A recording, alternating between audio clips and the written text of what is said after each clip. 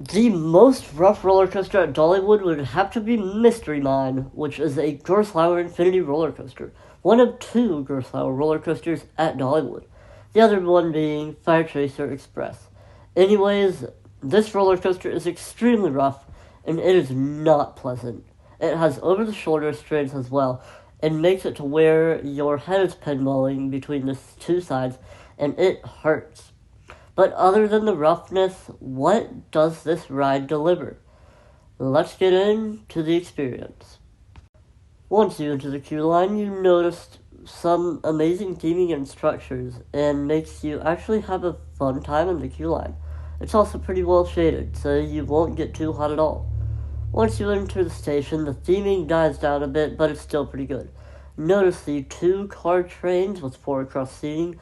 The line moves extremely slowly whenever I was there. Social distancing was still a thing, so they only had 4 people per train.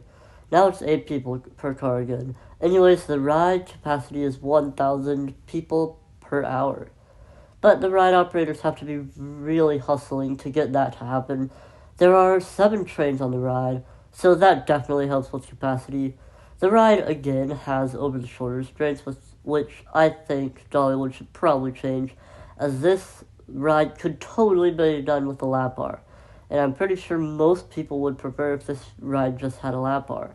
In fact, if the ride had a lap bar, then a lot of the things I complain about with this ride would probably not be an issue.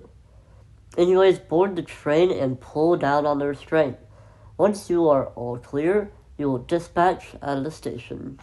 Speed down a small but powerful drop and pull out and do some curves, but I can't really tell you what exactly it does because it's literally pitch black. Glide into a brake run and start up the first vertical lift hill of this ride. So far, the ride is kind of lackluster, other than the mini drop out of the station. Dip down a little bit and turn to the left, and go over a very small airtime hill. Go into a mid-course brake run.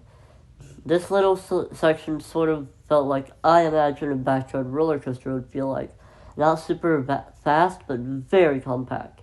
Back when I rode the ride, would ride off the mid-course into a super compact overbanked turn, but they have since reprofiled the track, so now it just turns to the left and does a boring helix.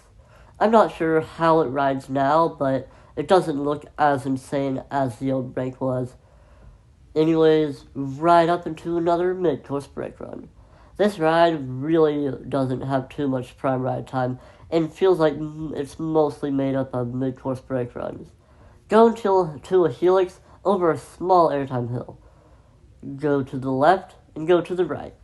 This part was another backyard roller coaster part.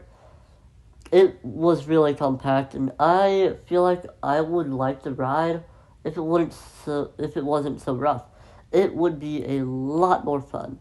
Anyways, enter back into the indoor section and start up the second vertical lift hill. This lift hill has a screen right above you as you're riding, with some creepy music playing as you're riding. A flame lights the whole coaster, and then you plunge down a beyond vertical drop. Or at least I think it's beyond vertical. It's slightly twisted, so it might not be. This element is not very forceful, nor is the next.